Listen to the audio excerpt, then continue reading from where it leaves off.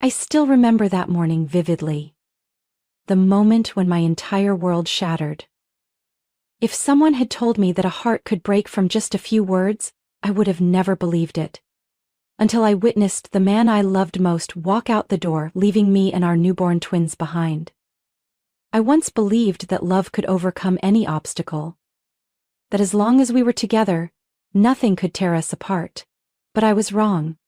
Love, it turns out, is not always strong enough to triumph over greed, ambition, and the manipulation of a woman who calls herself a mother.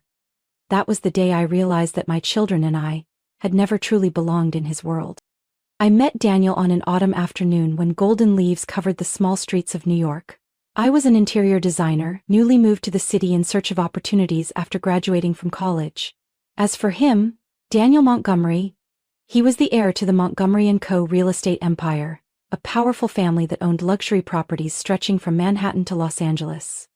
But I didn't know any of that when we first met by chance at a small cafe on the side of the street. Back then, Daniel was just a charming guy with a warm smile and bright blue eyes that sparkled when he looked at me. Not a man carrying the weight of an entire dynasty on his shoulders.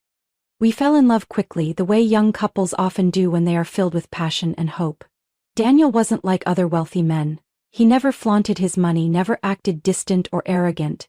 Instead, he was kind, gentle, and made me feel like I was the only person in his world. Those first months together were the happiest time of my life. I loved him with all my heart, never realizing that love alone wouldn't be enough to withstand the crushing weight of the Montgomery name and its legacy. When I became pregnant, Daniel was overjoyed. He held me in his arms and promised to protect me and our child forever. But love and promises were not strong enough to stand against his mother, Margaret Montgomery, a woman with piercing gray eyes and a heart of steel.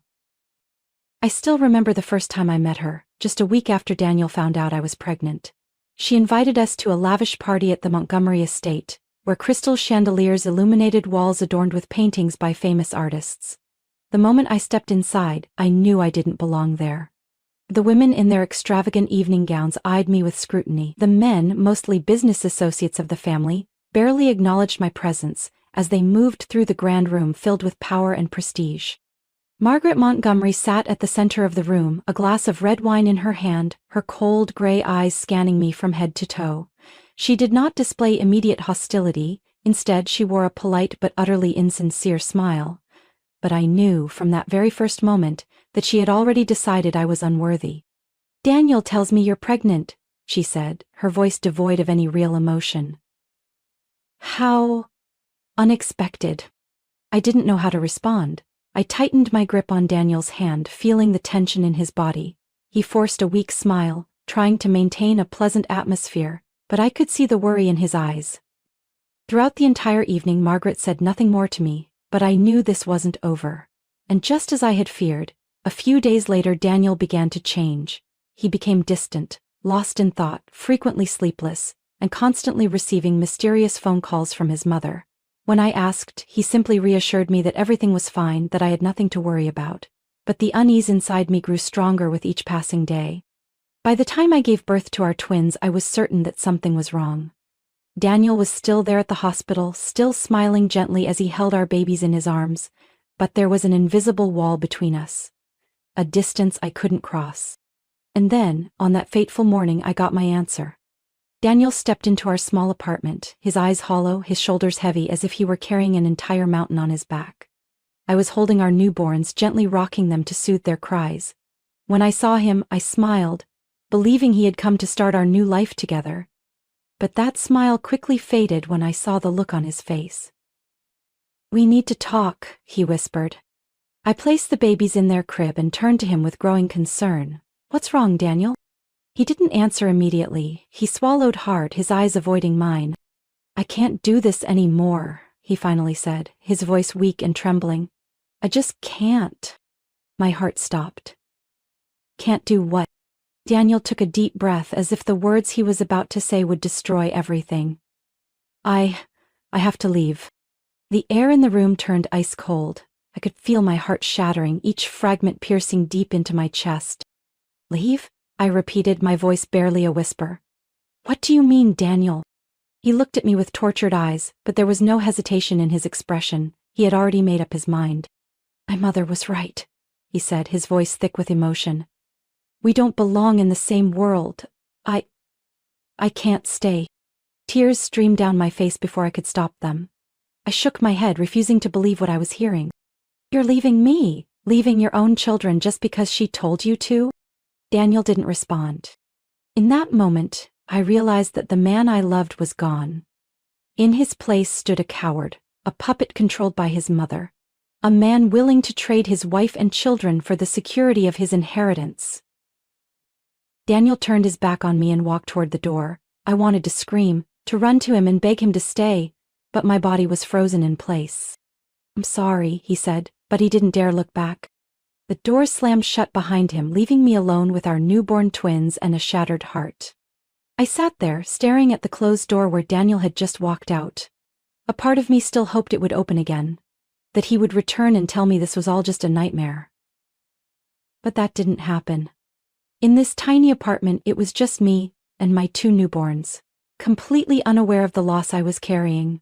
Tears fell silently down my face as I gazed at the 2 fragile lives lying in the crib. They had no idea that their father had just turned his back on them, abandoning me to raise them alone. The first days after Daniel left were the darkest of my life. I couldn't eat, I couldn't sleep, I couldn't do anything except hold my babies close and cry. At night, the apartment felt empty and unbearably cold. The sound of their tiny cries echoed off the walls, blending with my own muffled sobs. I was completely drained, physically and emotionally. My body still ached from childbirth, but the physical pain was nothing compared to the feeling of being abandoned. I couldn't forget the moment Daniel stood there, his eyes filled with guilt but no real struggle. He had chosen the easiest way out, walking away. All the promises of love and devotion had suddenly turned into meaningless words. During those days, I felt like a different person. I let myself drown in despair, shutting out the world entirely. My phone rang countless times, friends, acquaintances, people who were worried about me, but I never picked up. I didn't know how to face them, didn't know what to say when all I had left was a broken heart and 2 babies depending on me. But then, one night as the rain tapped against the window, a truth I couldn't ignore finally settled in. I didn't have time to grieve anymore. These 2 little souls needed me. If I continued like this, who would take care of them? Who would hold them when they were sick, when they needed love and warmth? Daniel had chosen to walk away from them, but I never would. I wiped my tears, took a deep breath, and for the first time in days, I told myself, I had to get up. The next day, I started looking for a job, but life wasn't as easy as I had hoped. Before my pregnancy, I worked at a small interior design firm in Manhattan. However, as my due date approached, I had to take a break to prepare for the arrival of my twins. After Daniel left, I wanted to return to work, only to find that my position had been replaced. No one wanted to hire a single mother who had just given birth, someone who couldn't work late hours or maintain the flexible schedule that other employees could. I sent out countless job applications, but every single one was rejected. Some recruiters were blunt, telling me outright that I wasn't a good fit because I would have to devote too much time to my children. Others were more polite, simply stating that they needed someone who could give their full commitment. Something they didn't believe I could do. Every rejection email felt like another failure. But I couldn't give up. I had no other choice but to keep searching. There were days when I felt utterly hopeless, but whenever I looked into the clear, innocent eyes of my 2 children, I found the strength to keep going. I cut out every unnecessary expense and learned to live as frugally as possible. I couldn't afford childcare, so I had to manage everything on my own. The sleepless nights continued not because I was grieving anymore, but because my babies woke up in turns throughout the night. I learned how to change diapers with one hand while scrolling through job listings with the other. I focused on remote work, hoping to earn some income while staying home with my children. After weeks of persistence, I finally found a freelance job, doing interior design for a small company.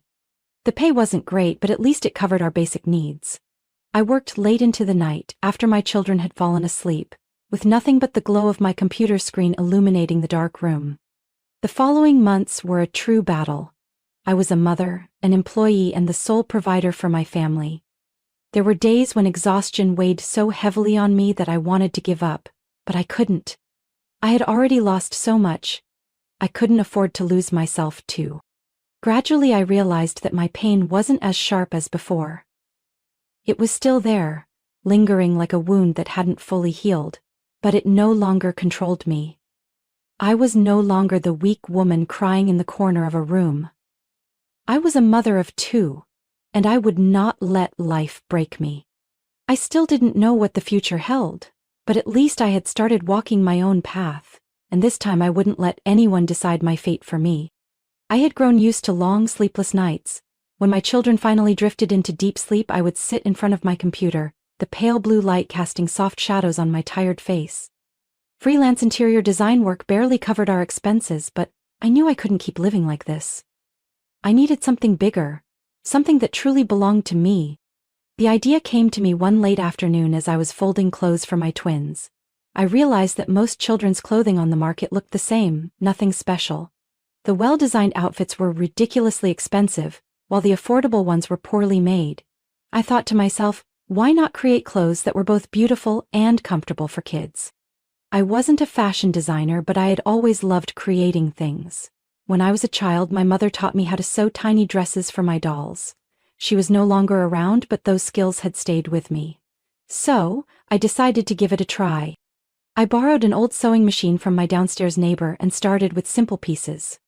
Soft newborn onesies, stretchy leggings, and little dresses for baby girls. At first, I only made them for my own children, but when I posted pictures online, a few friends asked me where they could buy them. That was the moment I realized I had an opportunity. I didn't have much money to invest, but I had determination. Every spare dollar I earned went into buying fabric and supplies. I taught myself how to sew better, how to create more refined designs, and how to run an online business. It was harder than I thought. I listed my products online, but no one seemed interested. I emailed mom and baby bloggers but received no replies. Once I even got a small order, but the customer canceled at the last minute. The rejections piled up, and I started questioning if I was just wasting my time. But then, one night, as I watched my babies sleep peacefully in the outfits I had made for them, I knew I couldn't give up. I had come too far to turn back. I changed my approach. I took better, more professional photos of my products, built a small website, and started a blog, where I shared my journey as a single mother and how I was building my brand from nothing. I joined parenting groups on social media, sharing my experiences while subtly introducing my products. Slowly, little by little, the first orders began to come in. My very first customer was a young mother in Chicago. She ordered a newborn outfit for her baby girl. When I received the payment notification, I burst into tears, not because of the money, but because it was proof that I wasn't hopeless. Then came the second order, the third. Soon I started receiving messages from mothers thanking me, telling me how soft and comfortable my clothes were for their babies.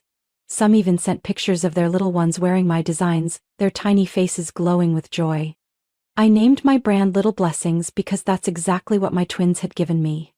A reason to keep going. The following months were an endless battle. I worked day and night, caring for my children, sewing clothes, packing orders, and managing my website. My small apartment had turned into a mini sewing workshop, with piles of fabric stacked everywhere and spools of thread scattered across the floor. Every morning I woke up before my children to answer customer emails. In the afternoon, while they napped, I cut fabric and sewed. At night, when everything fell silent, I stayed up learning about marketing, advertising, and brand development. I was exhausted, but I had never felt more alive. Then one day something unexpected happened. One of my posts went viral on social media. A well-known mom influencer on Instagram shared her love for Little Blessings, praising the quality and elegant design of my products. Overnight, my inbox was flooded with messages and orders skyrocketed. I couldn't believe my eyes. I had to call a friend to help me pack shipments because I couldn't keep up with the overwhelming demand. I quickly found a small local workshop to help produce my most popular designs. In just 6 months, Little Blessings had transformed from a small online shop into a well-established name in the children's fashion industry. I was no longer just working to survive. I was building a future for myself and my children. For the first time in years, I felt proud of myself. One evening, as I was folding clothes to prepare for shipping, I received an email from a major mother and baby retail chain in New York. They wanted to collaborate, to bring Little Blessings into their stores. I set my phone down, my hands trembling. This was an opportunity I had never dared to dream of. I turned to look at my sleeping children, my heart swelling with gratitude. I had lost so much, but in the process, I had found myself. And I knew this was only the beginning. I never thought I would be standing here today. From a woman abandoned and struggling in a cramped apartment with 2 infants, I was now running a thriving children's fashion brand. Little Blessings was no longer just a small online store. It had become a recognized name in mom communities, featured in articles about female entrepreneurs, and even made its way onto the shelves of major retail chains. Looking back on my journey, it still felt like a dream I once thought was impossible. But the most incredible part wasn't the success or the money I had earned. The most incredible part was that I had found myself again. I was no longer the weak woman crying behind a closed door, watching the man who abandoned her walk away. I stood up. I had built a life I could be proud of, one that was mine and mine alone. Every morning as I wake up in my more spacious apartment, watching my 2 children giggle and run around, I know I am on the right path. I no longer worry about how to afford milk for them, nor do I spend sleepless nights counting the last few coins in my wallet. Now I can provide them with a comfortable life, think about the future without the constant weight of uncertainty pressing down on me. But above all, there is one thing that matters most. I no longer resent Daniel. At first, I thought I would never be able to forgive him. He abandoned me when I was at my weakest, choosing money and power over his own family. But over time, I realized that holding on to resentment only kept me trapped in the past. Daniel no longer had a place in my life, and his existence no longer affected the path I was walking. One day, as I was reviewing my work schedule, I received a text message from an unknown number. "Amanda, it's Daniel, can we meet?" I stared at the message, a strange feeling washing over me. It had been years since I had last heard from him. After leaving me, Daniel had completely disappeared from our lives. I had no idea how he had been living, whether he was happy with his decision or not. But none of that mattered to me anymore. I put my phone down without replying. That afternoon, I sat in my small office, browsing through the latest designs for my upcoming product line. I couldn't stop my mind from drifting to the past, but this time it didn't bring me pain. I remembered the day Daniel walked out of our tiny apartment, the crushing despair that consumed me then. But I also remembered everything I had done to rebuild my life. I was no longer that woman. I was stronger, more resilient, and I no longer needed anyone else to complete me. The days that followed were busier than ever. I had an interview with a major magazine about my entrepreneurial journey, a meeting with a business partner to expand my brand, and countless orders to fulfill. Each day was another step forward in the journey I had chosen for myself. And then one day, I saw Daniel again. It was a Sunday morning when I took my children to the park. As I sat on a bench, watching them run and play, I felt a gaze from a distance. Daniel stood there, just a few meters away from me. He looked completely different from the last time I had seen him. Gone was the confident, proud man he once was. Instead, he looked exhausted, slightly older, and his eyes carried the weight of sorrow. He took a step closer, but I had no intention of standing up or showing any emotion. When he finally stopped in front of me, I simply looked up, waiting. "I wasn't sure if you'd even want to see me," Daniel said, his voice hesitant. I remained silent for a long moment before answering. "Then why are you here?" Daniel glanced at the children before turning back to me. "I saw you in the papers, saw your success, and I realized I was wrong." I wasn't surprised. I had expected this. "You realized that a little too late," I replied calmly. Daniel gave a sad smile. "I know." He looked down, his hands clenched tightly. "I just wanted to say that I'm sorry. Not because I expect your forgiveness, or because I want to come back, but because I truly regret what I did." I gave him a small nod. "Are you done?" He hesitated, as if he hadn't expected this response from me. I looked directly at him, without anger, without sadness. "Daniel, I've come a long way to be where I am today, and none of that has anything to do with you anymore." I didn't say anything else. I simply stood up and walked toward my children, leaving Daniel standing there alone. I didn't look back, nor did I care whether he was still watching. For the first time in years, I felt light. Daniel had once been a part of my story, but he was no longer the main character. I was, and I knew that I had won. Not against him, but against the pain of my past. I walked forward, holding my children's hands, looking ahead. No looking back, no regrets. Daniel sat alone in the vast Montgomery estate, the silence almost deafening. Since leaving me and our children, he had gained everything his mother had promised him: a secure career, an immense fortune, prestige, and a place among the elite. And yet none of it had filled the emptiness inside him.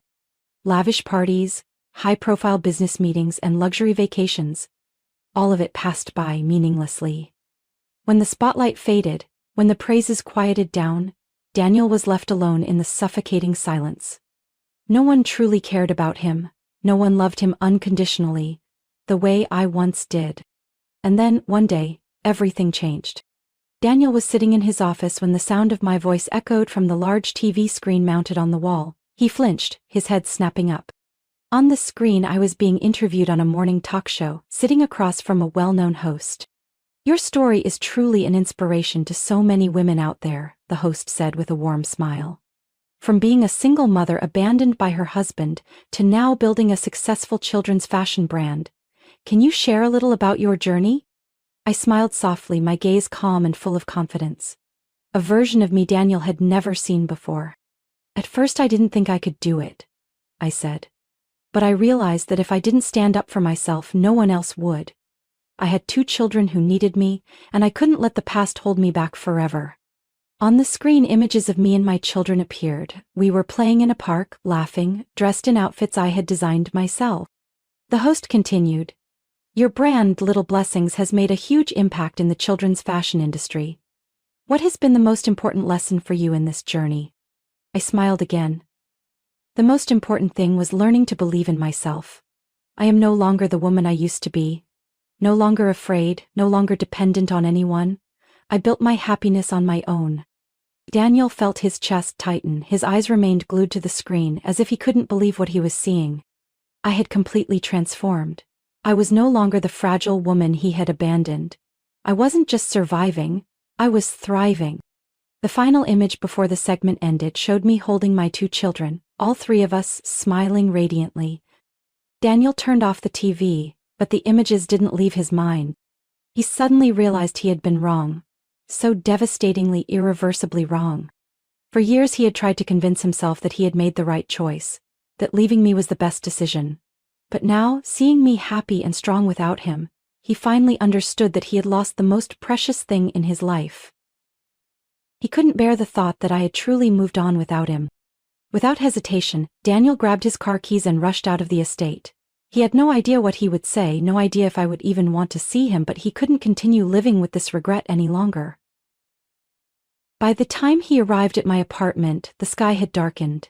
Everything was different from the day he left. Back then, I lived in a small, cramped apartment, but now, I had moved into a spacious, elegant home. Modern yet warm. Daniel stood at the door, his heart pounding. He wasn't sure how I would react, but he knew he had to try. He rang the doorbell. A few seconds later, the door opened. I stood there, still me, yet no longer the same. I was stronger, more confident, and my eyes no longer carried any trace of sorrow when I looked at him. Daniel opened his mouth but didn't know what to say. I crossed my arms, my voice calm. "What are you doing here?" Daniel swallowed hard. I saw you on TV." I remained silent, waiting. He exhaled, trying to steady himself. "I was wrong, Amanda. I was wrong from the beginning. I should never have left you. I let my mother control my life, and I lost everything." I tilted my head slightly, my expression unreadable. "And now you realize that?" Daniel nodded, his eyes filled with regret. "I know it's too late, but I need you to know that I truly regret it. I don't expect you to forgive me. I don't expect another chance. I need you to know that you were the only person I ever loved." I looked at him for a long moment before replying softly, "Daniel, I don't need that." He froze. "What?" I smiled, but it wasn't a soft smile. It was a smile of liberation. "I don't need to know whether you loved me or not. I've moved on. I've built a life that I'm proud of, and you are no longer a part of it." Daniel stood frozen, as if he had finally come to terms with the truth. I continued, You chose your path a long time ago, and so did I. Now I'm happy, and I don't need a painful past coming back to disrupt my life." Daniel lowered his head, his eyes filled with sorrow. He knew he couldn't change the past. I took a deep breath and spoke softly. "Take care of yourself, Daniel." Then I closed the door. Daniel stood there for a long moment, staring at the closed door in front of him. A light breeze passed by, carrying a deep sense of loss with it. He had everything, then lost it all. And this time he knew there was no getting it back. Daniel remained standing outside, motionless before the door that had just shut in his face. A part of him wanted to knock again, to beg for a chance, but deep down he knew it was pointless. I was no longer the woman I once was, the woman who had pleaded through tears for him to stay. I had moved on. I had built a life without him, and Daniel was finally forced to face the reality that he had lost everything. He turned away, his steps heavy as he walked out of the apartment complex. A sharp gust of cold wind slipped through his coat, but he didn't even notice. His mind was empty, except for the echo of my words ringing in his head. "You are no longer a part of my life." Those words cut through him like a knife, but there was no one to blame but himself. By the time he returned to the Montgomery estate, the grand mansion loomed against the night, its golden light spilling through the towering windows. It was still as magnificent as ever, still a symbol of power and status. The very things he had chosen over his own family. But tonight all Daniel could see was how empty and lifeless it felt. He stepped into the vast foyer, where the scent of oak wood and his mother's expensive perfume lingered in the air. Everything was perfect. The intricate Persian rugs, the oil paintings on the walls, the carefully placed luxury furniture. But there was no warmth in any of it. Margaret Montgomery sat in her usual armchair, swirling a glass of red wine in her hand. When she saw her son walk in, she didn't look surprised. "Where have you been?" Her voice was as cold as ever. Daniel didn't answer right away. He shrugged off his coat, placed it over a chair, and walked to the bar, pouring himself a glass of whiskey. "I went to see Amanda," he finally said, his voice hoarse. Silence filled the room for a few moments. Margaret set down her wineglass and let out a long, unimpressed sigh. "I suppose you've realized that you no longer have a place in her life." Daniel turned to her, his gaze dark. "You knew?" She smirked. "Did you really think a woman you abandoned would sit around waiting for you forever?" Her words made Daniel tighten his grip around the glass. "You say that as if this wasn't your fault." Margaret let out a small chuckle, but there was no warmth in it. "My fault?" "Daniel, I simply guided you toward the path you were born to walk. You are a Montgomery heir, not some ordinary man with a small, forgettable family. I gave you everything." Daniel scoffed bitterly. "Everything? You really think I have everything?" He slammed his glass down on the table, the liquid spilling across the polished wood. "I have money. I have a career. I have power. But do you know what else I have? Emptiness. Every morning I wake up in this mansion and walk into an office full of people who don't respect me for who I am. They respect me because I'm a Montgomery. I'm surrounded by people, yet I've never felt more alone." Margaret said nothing, her expression unreadable as she watched her son. Daniel continued, his voice unsteady. "Meanwhile, Amanda moved on. She succeeded without me. Our children grew up without me. And He let out a bitter laugh. "All I have left is this place, you, and everything you call everything." Margaret tilted her head, folding her arms across her chest. "So, what do you want, Daniel? Do you expect me to apologize for helping you secure your future?" Daniel laughed, but there was nothing but bitterness in it. "No, Mother, you never apologize. You never regret anything you do." He exhaled sharply, shaking his head. "But I do." He looked straight at his mother, the once bright blue eyes now clouded with exhaustion. "I regret listening to you. I regret losing Amanda. I regret not being there when my children took their first breaths. But most of all, I regret letting you control my life for so many years." Margaret narrowed her eyes slightly, for the first time appearing unsettled by her son's words. Daniel took a deep breath, as if gathering the last of his courage to say what he needed to say. "I'm leaving." Margaret sat up abruptly. "What did you just say?" Daniel glanced around the mansion one last time, his gaze sweeping over the paintings, the luxurious furniture, the expensive decor he once thought he couldn't live without. But now, all of it felt like an empty shell. "I'm leaving," he repeated slowly and clearly. "I can't keep living like this. I don't know where I'll go, I don't know what I'll do, but I can't stay here." Marguerite stood up, her usual composed tone cracking. "You're acting like a fool, Daniel. Do you really think you can walk away from everything? If you step out of that door, you will lose your inheritance, lose everything I have built for you."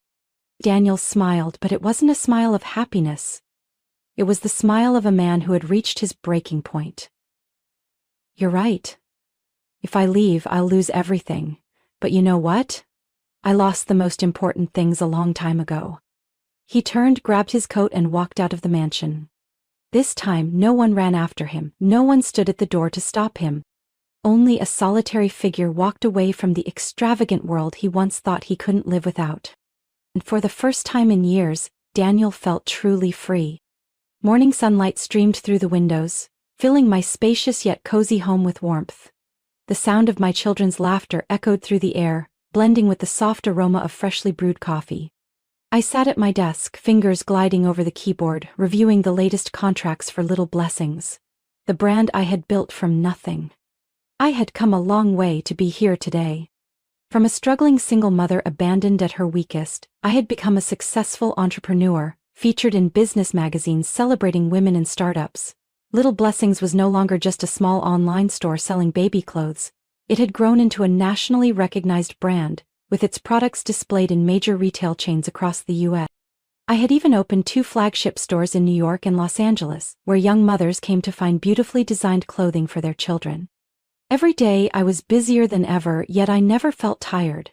Everything I had today was built by my own hands. No one handed it to me. I didn't rely on anyone. And most importantly, I no longer needed Daniel's validation. The day he walked away from the Montgomery estate, leaving behind the luxury he had once fought so hard to protect, I didn't even know. It wasn't until much later that I heard he had given up his inheritance, cut ties with his mother, and started over from nothing. But that no longer mattered to me. I no longer thought of him with resentment, nor did I care about what he was doing or how he felt. He was a part of my past, but that past no longer held any power over me. That afternoon, I took my children to the park. They ran across the lush green grass, their laughter filling the air. I sat on a bench, sipping my coffee, savoring the peace I had fought so hard to achieve. A woman sat down beside me, offering a warm smile. "You're Amanda, aren't you?" she asked, her eyes lighting up with excitement. "The founder of Little Blessings?" I nodded, smiling back. "Oh my God, I'm such a huge fan of yours," she exclaimed. "I've been following your journey for so long. Your story is truly inspiring. You've done what so many women dream of, rising from pain, rebuilding your life, and achieving incredible success." Her words took me by surprise, but a warmth spread through my heart. "I just did what I had to do," I replied. "I refuse to let my circumstances define my future." The woman nodded, smiling. "Thank you for sharing your story. You've given strength to so many people." I watched as she walked away, my heart full of emotion. I had never thought my story could inspire others. But now I realized that what I had built wasn't just about providing for my children or making a living. I had become a symbol of resilience, a woman who refused to be defined by her past. That evening I sat on the living room couch, my 2 children curled up in my arms. I told them a bedtime story. Not one about princes or princesses, but about a woman who stood up, overcame hardships, and created her own happiness. "Sue, did she end up happy, Mommy?" my little girl asked, her round eyes looking up at me. I smiled, kissing her forehead. "Yes, sweetheart. She created her own happiness." As I turned off the lights and stepped out of the room, I paused at the doorway, watching my children sleep peacefully. They were all I needed. I didn't need a man to complete me. I didn't need someone to come and save me. I had saved myself. My life, my happiness, my future, all of it was built by my own hands. And for the first time in years, I knew I was truly in control of my destiny. Life doesn't always go the way we expect, but how we face adversity defines who we become. From being abandoned and hitting rock bottom, Amanda rebuilt herself. Refusing to let the past control her future, she didn't need saving. nor did she need validation from the man who once left her behind. Her success, happiness, and freedom were all her own doing. This story isn't about revenge or regret. It's about growth, resilience, and reclaiming one's life.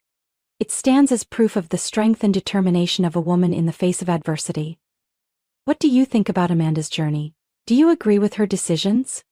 Share your thoughts in the comments. And don't forget to follow the channel for more inspiring stories about life and family.